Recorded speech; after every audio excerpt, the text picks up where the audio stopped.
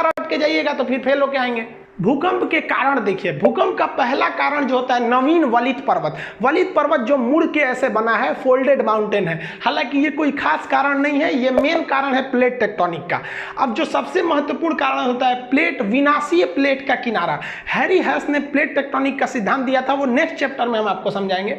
Plate क्या होता है कि हम लोग जिस जमीन पे खड़े हैं, ये जमीन बहुत मोटी है। जैसे आप अपने घर में 2 मंजिला 3 मंजिला पे खड़े होते हैं ना, तो आप लिंटर की ढलैया पे खड़े होते हैं, जो महज 4 से 6 इंच का ढलैया होता है, उस पर आपका पूरा घर रोक लेता है। तो जिस पृथ्वी पे खड़े हैं ना, ये भी एक ढलैया मिट्टी का है, और वो कितना मोटा है पता है? 100 किलोमीटर मोटा है। और जहाँ थोड़ा सा गहरा है उसके ऊपर पानी भर गया तो समुद्र हो गया। तो समुद्र जो दिख रहा है वो भी एक जमीन का हिस्सा है। 100 किलोमीटर ऊंचा जमीन है, उसमें थोड़ा सा ऊपर से धंसा दीजिए, समुद्र की गहराई कितनी होती है? 10 मैक्सिमम गहरा हो गया मारियाना ट्रंच 11 किलोमीटर। तो 100 किलोमीटर से ऊपर से धंसा दीजिए 11, तो उसमें पानी भर जाएगा तो समुद्र हो जाएगा।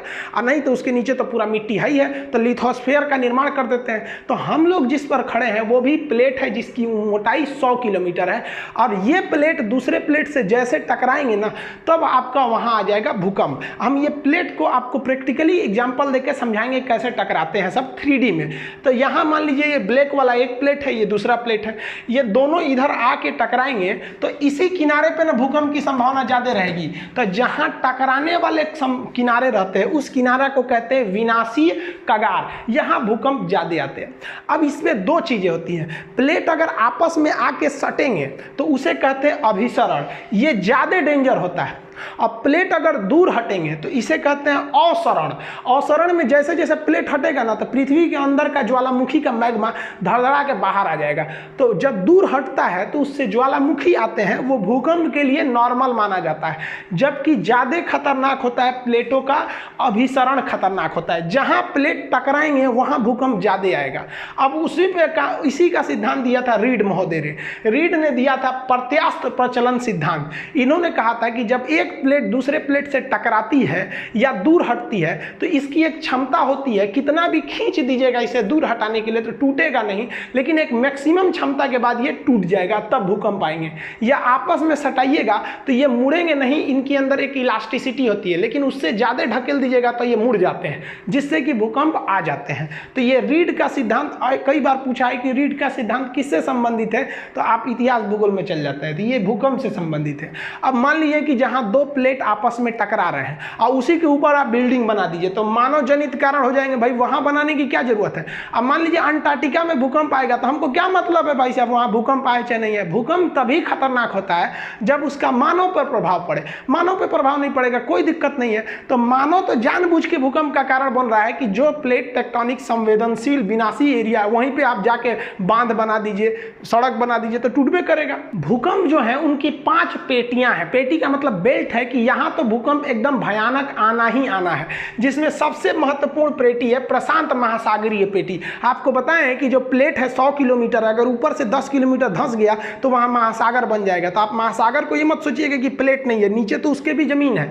तो ये महासागरीय पेटी, यहाँ पर 60 से लगभग 63% भूकंप यहीं आते हैं, सबसे ज्यादा भूकंप। और इस भूकंप का कारण क्या है? अभिसरण है। पहले इसको आप भूकंप का कारण क्या है? अभिसरण है। पहले इसको आप मैपिंग द्वारा समझिए, तब आप समझ पाएंगे। यहाँ पर आप देखिए कि प्रशांत महासागर 2 जगह है, एक ये भी प्रशांत महासागर है और ये भी प्रशांत महासागर है। एक्चुअली ये 2 जगह नहीं है, पृथ्वी गोल है। अब मान के चलिए कि कोई चीज मेरे नाखून के पास है, इसको खोलेंगे तो आधा इधर चला गया, आधा इधर चला गया। वही अगर यहाँ देखिएगा तो प्रशांत महासागर एक ही जगह यहाँ बना दिए। तो जो प्रशांत महासागर का प्लेट है वो इस साइड से आप देखिएगा कि उत्तरी और दक्षिणी अमेरिका से टकराता है, तो यहाँ पर भूकंप की संभावना ज्यादा बढ़ जाती है। तो प्रशांत महासागर एक साइड में तो अमेरिका से अभिसरण यानी टकरा रहा है, और वही इस साइड में देखेंगे तो वो एशिया वाले प्लेट से टकरा रहा है, जिस वजह से यहाँ भूकंप बहुत ज्यादा आने लगते हैं सब, और ज्वालामुखी भी आने लगती है। ऐसे टकरा के हट जाएंगे, मान लीजिए अगर टकरा के टूट गया तो ज्वालामुखी भी आएगा, भूकंप भी आएगा। इस वजह से अगर आप इसको दोनों मैप को आपस में जोड़ेंगे तो प्रशांत महासागर इस तरह से हो जाता है। तो ये गोल एरिया लगभग डिसाइड कर देता है।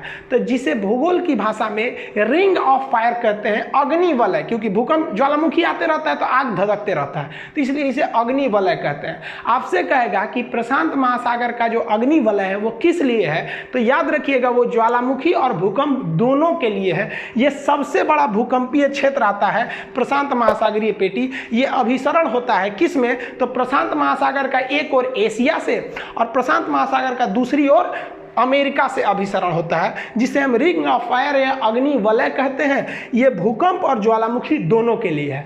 समुद्र में भूकंप आता है तो सुनामी आ जाती है, ये सुनामी आपको अलग से बताएंगे।